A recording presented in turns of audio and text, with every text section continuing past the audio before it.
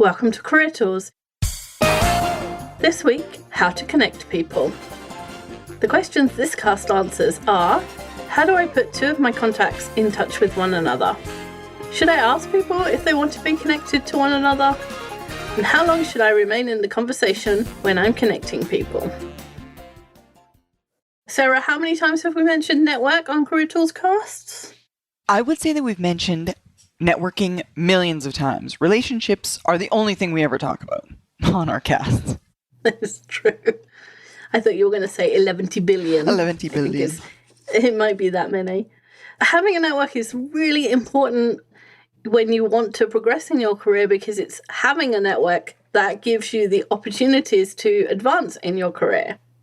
And as we said before, you need to be giving in order to get results from your network.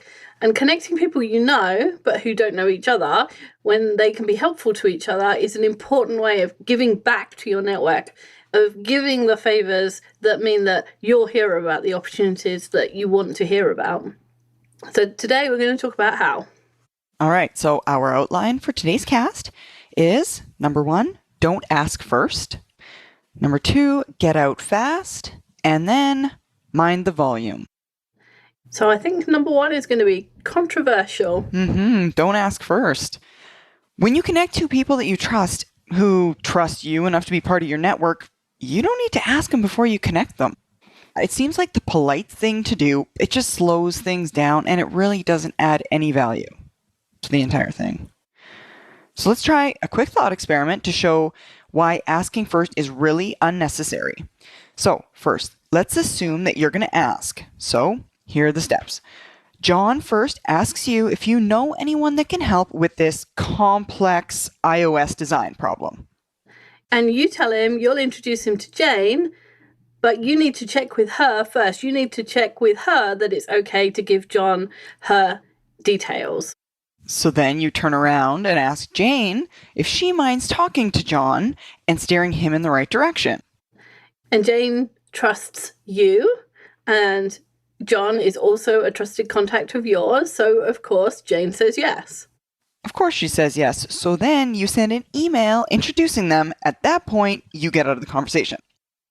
So in the end, we ended up with 5 steps there. And really the only important step is the bit where we said Jane is your trusted contact, and so is John.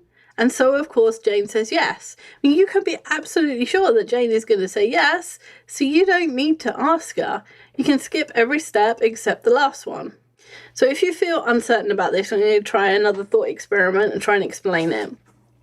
So let's see. Belinda asked John if he has a contact who could help her with her conditional formatting problem. Now let's say you're the person who knows everything about conditional formatting. So you get an email from John copying Belinda saying, hey, Belinda has a problem with conditional formatting and I thought you'd be able to help. Now, if you received that email, would you help or not? Of course you would. And it's not the fact that Belinda is copied that makes you feel like you ought to help. It's the fact that John asks you, because you trust John. And so you trust him that he is asking something reasonable of you, that he is doing it in good faith, that Belinda is a person who's worth helping. And you guess all of that stuff from your relationship with John. Even if you say, look, I'm sorry, this is above my skill level. Have you tried asking Harry? I can get you two in contact if you want me to. So essentially you've said no to the request. Even if you say that, you still didn't need to be asked, right? You didn't need to put John in the position of being the messenger between the two of you. You can go straight to the two people who need to be connected, talking to one another. And basically, if you are CCing that individual, you are, in my definition, not asking permission, right? You're kind of backdoor hooking them up without asking permission first. So it's really just an extra step that's unnecessary. And there's something else here too. So when John asks you to help Belinda without asking in advance, he demonstrates his trust in you. So he trusts that you're going to do your best to help Belinda, that you're not going to blow her off or give her false information. And this demonstration of trust is John further investing in your relationship. Anytime that you trust someone else in the same way, you're investing too. So really, no need to ask. Yeah. It's a bit like they say love is a verb. And if you're going to love someone, then you have to show them by doing things for them. Otherwise, if you never say it or you just keep it inside and you never demonstrate it, it's really not there. And trust is a bit that way too. If you say, I trust someone, but never do something that demonstrates your trust in them, then essentially you don't trust them, or to their mind or their evidence, the evidence for them, they don't know that you actually do trust them. And so you have to do these exercises in trust. You have to demonstrate the trust in order for the person that you're working with to really understand that it's there and to feel that it's there. And it feels a bit emotional and touchy-feely, but that's the only way to explain trust, because it really happens between two people. Right.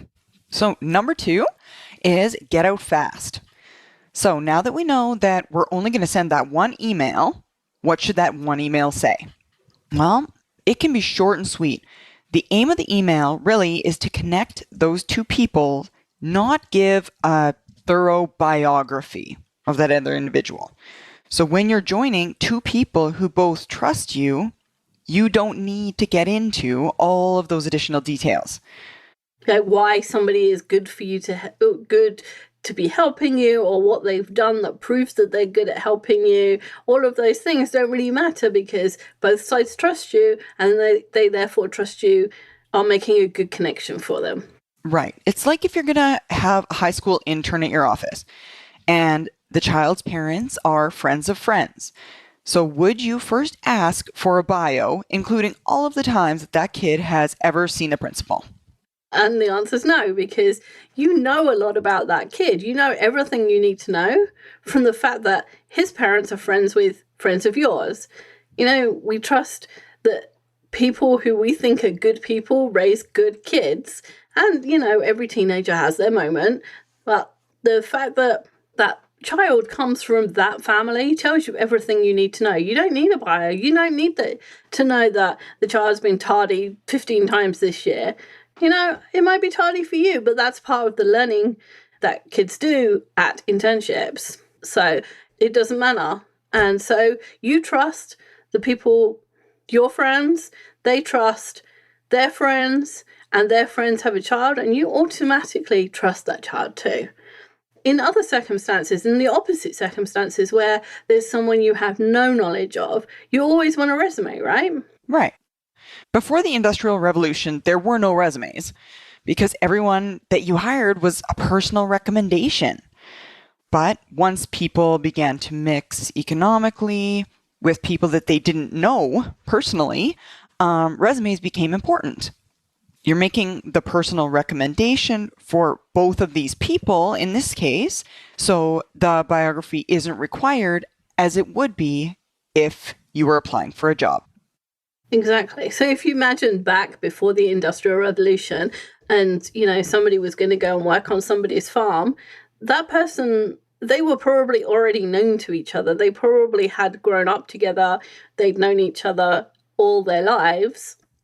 And so there was no need for a resume. They just knew each other, and whether or not somebody was a hard worker or was on the drink or whatever, that was already known. Mm-hmm. And then when people started to spread out a bit, then you did need resumes and references, because two people might know each other and want to hire a third, but only one of the people knew. So it's a kind of triangle, right? You've got the employer at one end, the referrer at the other, and the person who's going to be employed in the middle. And in order to make the connection across from the person who's got the job and the person who's referring, you had to have a piece of paper to bridge that gap, because there was no personal knowledge. This is all how this trust kind of works. It's the same with banknotes. The banknotes in the US, I think, say "In God We Trust." In the UK, it's something about the bank promises to pay the bearer of, which means that if I have a £10 note and I give it to Sarah, the bank has guaranteed that she will get that value, even though it's just a piece of paper. And so there's a trust there. You're trusting that the bank will give you the value of that piece of paper. And every time there's trust, there's two people who trust each other and know each other through a third party, you don't need a lot of information about that person. So that's why your email can be super short, because you don't need to give this huge bio. Right. We just have to tell the two people why we're connecting them. So it should sound something like, Anne, I want you to meet my friend Mike. You guys need to talk about power engineering. Or, Anne, you and my friend Mike have a common passion for agile planning.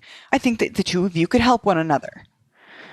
Or, Anne, I think my friend Mike will be able to help you with your exhaust problem. He's a genius at that stuff. And then you get out of the conversation, because there's nothing more you need to do. Two professionals, once introduced, can take it from there, and you're not going to add value by continuing to facilitate that conversation. It's like what happens at a party, right, Sarah? Yes, absolutely. If I'm talking to two people, I, for example, know a mechanical engineer. Let's say they work at SpaceX, and I have got a friend that also maybe is, I don't know, in aeronautics, somewhat similar fields. And I know these two individuals, so the three of us are having a discussion. At that point in time, I would eject myself from the conversation, because what they have in common and what they are discussing has got nothing to do with the subject matter, the knowledge I've got. I am just an extra person hanging around, awkwardly listening in on a conversation that I know nothing about. That you don't even understand if it's me and mechanical engineering. I have no clue. Over my head. Exactly. It's kind of creepy if you think about introducing two people who have a subject in common. You know nothing about it, and you're just standing there listening. And that's kind of what it's like when you're reading an email conversation between two people. There's something really strange about reading other people's emails when they're talking to a third person. So if you can imagine that awkwardness at a party, you staying in that email loop is the same kind of awkwardness. It's just kind of weird. And so it's fine for you to say, hey, Anne, I want you to meet my friend Mark. You guys need to talk about power engineering. I've introduced you, now I'm out. I usually say something like, I'm sure you could carry on the conversation without me, or feel free to carry on the conversation without me, because I don't want them to feel like they have to keep copying me and have me. Right. They don't have to have me in the conversation that I really can't contribute to anymore. Right. Then you're just that hanger on, and everyone knows you're in the conversation but doesn't really know what you have to do with it. So who do you talk to? It's kind of, it's an awkward conversation. Yeah. Very awkward. So our last one is mind the volume. And if you know about the London Underground, they have a saying, mind the gap. So mind the volume means think about the volume of requests or introductions that you're sending to any one person. Right. We all have a friend who is just absolutely brilliant, who's super smart and can fix any problem and is handsome and well-liked. That's the kind of person that everyone wants to know. So they could be your one go-to resource for pretty much every other contact that you've got. Right. And you can, I'm sure, work out the problem here is that if you use that person as the contact for every single person that asks you for something, then you are soon going to wear out your welcome.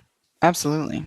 And since he's so brilliant, he's probably very professional too, and he's going to do his best to help everyone every time. And then he's going to be so burnt out on contacts from you that even if you're giving favors in return, you're kind of burning that relationship. Absolutely. That guy is probably the one you want to go to every time, but in some cases, you don't need to go to your most talented contact in whatever that field may be. You can instead refer them to somebody at a slightly lower level than that. Right. Like if my mum asks me something technical about her computer, I'm not going to send her to Mike because Mike's a genius and my mum's problem is probably something she can Google. So, because she's not great with technology. And so you have to think about, okay, when I'm making these contacts, am I sending it? It's not just about efficiency. It's not about, is this the best person because they can answer the question? It's, is this the best person because they're at a similar level? In fact, if you send somebody at a low level and you put them in contact with someone at a very high level, it's possible that they'll be completely intimidated and that relationship won't blossom at all. So you have to think about that at the same time as thinking, when you're thinking about who's best, think about the levels that they're at, the level of experience, the kind of companies they work in, those kind of things, as well as do they have the technical knowledge that I want to connect this person with. Right. So while we're connecting people, a valuable part of that is working on our network. We do have to be careful to send not all the traffic in one direction. Sometimes they don't need your best contact because they haven't reached that level. Sometimes you need to put more back in before you can take out more from that particular contact. Yeah, and sometimes you just can't make the connection at all because that line is exhausted.